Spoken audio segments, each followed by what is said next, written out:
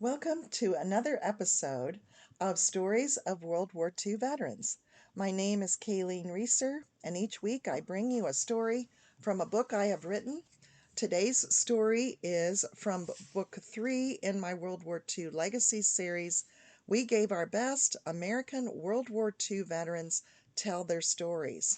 Today's story is about Willis Colburn, who served in the Army Air Corps. Before we go any further, I want to be sure to say thank you to all the veterans watching. We wouldn't be free without you. Before embarking from the East Coast in spring of 1944, American troops were issued fleece-lined jackets. This cold weather gear may have been a decoy. Their destination was actually Clark Field in the Philippines. Heavy battle was happening on an island called Okinawa. Willis Colburn of Addison, New York, and his Army Air Corps unit joined the fighting, which had begun in April and lasted through June of 1945. Colburn had been an agricultural student at Cornell University in July 1942 when drafted. As two uncles had served in World War I, 21-year-old Colburn was anxious to follow their example.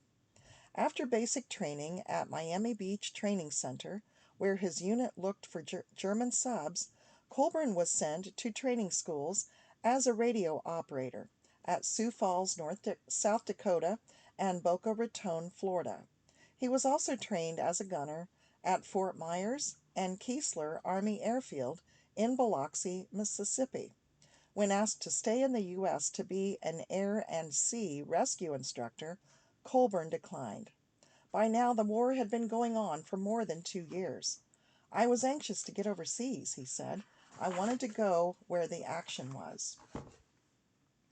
Colburn had plenty of opportunity to use his gunnery skills as the planes his crew flew strafed the island of Okinawa and the Japanese soldiers dug into the mountains below.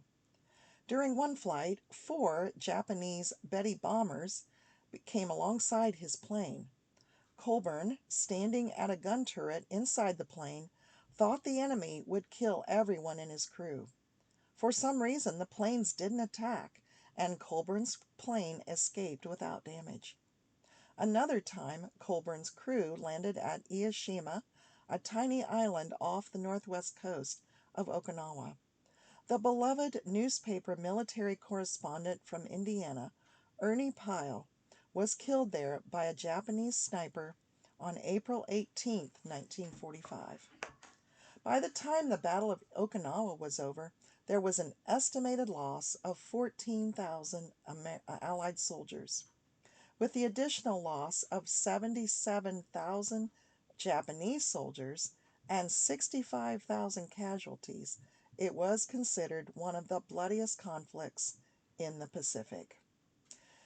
Those and other horrific losses, combined with the atomic bombings of Hiroshima and Nagasaki in August, caused Japan to finally surrender. Colburn, along with thousands of other American troops, was forced to remain in Japan during the time of Allied occupation. In early 1947, Colburn was finally discharged. He was not the only member of his family to participate in the war. A sister played in the Women's Marine Corps Band. Colburn's plans had been to return to Cornell to finish his degree. He returned to Cornell, but he was so interested in military life that he obtained a commission and reenlisted in the Air Force. In 1947, the branch changed its name officially from Army Air Corps to the Air Force. In late 1941, Second Lieutenant Colburn was deployed for Korea. Stationed north of the 38th parallel, which was the demilitarized zone, his duties focused on radar. The 8th Army gave us coordinates to target for precision night bombing, he said. When the United Nations and armies of China and Korea declared a ceasefire in July 1943, Colburn was discharged again. He returned to active duty and was assigned duties with the National Military Command Center at the Pentagon. I was flight duty officer and officer in charge of the command center, he said. Colburn later was stationed at Andrews Air Force Base, renamed Joint Base Andrews, in Maryland.